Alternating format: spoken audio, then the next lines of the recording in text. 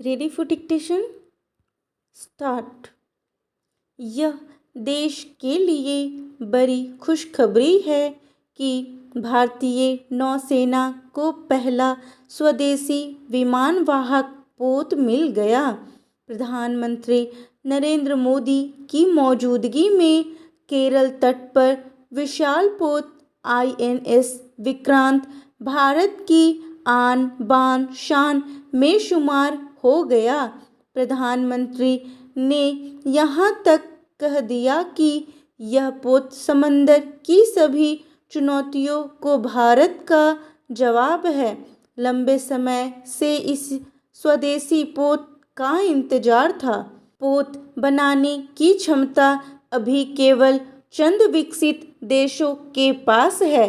अब इन देशों में भारत भी अपनी अनोखी क्षमता के साथ शामिल हो गया है। यह पोत स्वयं ही इतनी ऊर्जा पैदा करने में सक्षम है जिससे 5000 से ज़्यादा घरों को रोशन किया जा सकता है। इसमें जितने केबल और तार इस्तेमाल हुए हैं वे कोच्चि से शुरू हो तो काशी तक पहुंच सकते हैं। इसका डेक एक फुटबॉल मैदान के बराबर बताया जा रहा है। वाकई इसके आने से नौसेना की ताकत में ही नहीं बल्कि मनोबल में भी वृद्धि होगी। स्वदेशी पोत से स्वदेश की रक्षा के संकल्प को मजबूती मिलेगी।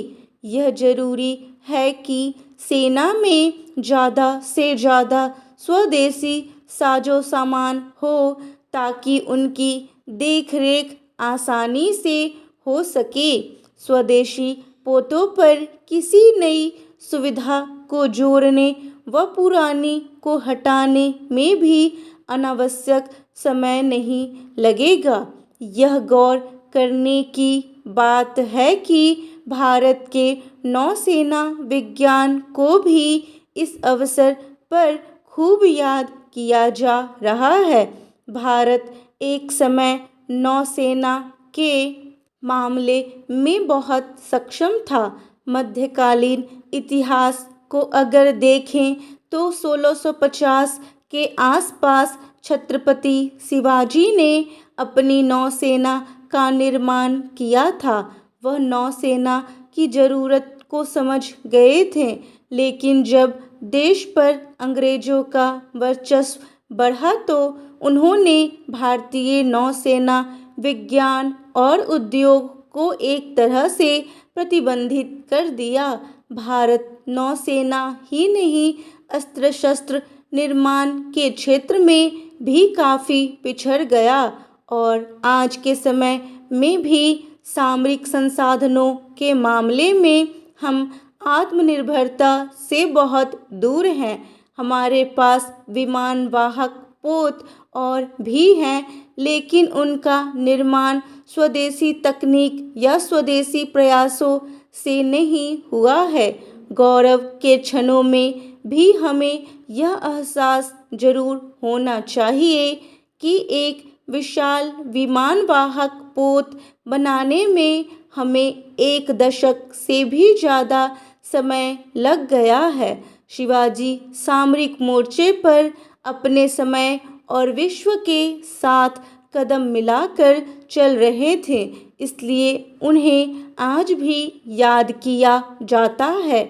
हमारे सामरिक रणनीतिकारों की सोच में अगर शिवाजी बरकरार हैं तो यह आश्वस्त करने वाली बात है। यह अतिरिक्त खुशी की बात है कि नौसेना का ध्वज न केवल बदल गया है बल्कि अब उस पर शिवाजी की छाप दिखने लगी है।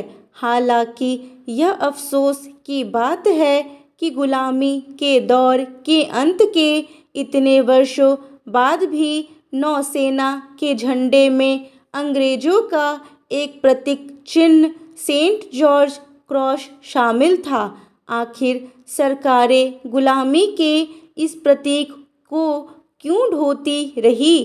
क्या ऐसे ही अनेक शर्मनाक प्रतीक अब भी देश पर लदे हुए हैं। नए भारत में गुलाम भारत की कोई चीज़ बची न रहे, यह सुनिश्चित करना चाहिए। बेशक INS विक्रांत का पदार्पण एक आगाज होना चाहिए। भारत में सामरिक निर्माण विकास में तेजी लाने की ज़रूरत है। भारत जिस तरह से चुनौतियों से घिरता जा रहा है, उसमें स्वदेशी तैयारी और ज़रूरी हो गई है। भारतीयों को रक्षा मामले में सच्चा गौरव तब हासिल होगा जब हम अपने अधिकतम अस्त्र शस्त्र, सैन्य साजो सामान, वाहन स्वयं बनाने लगेंगे।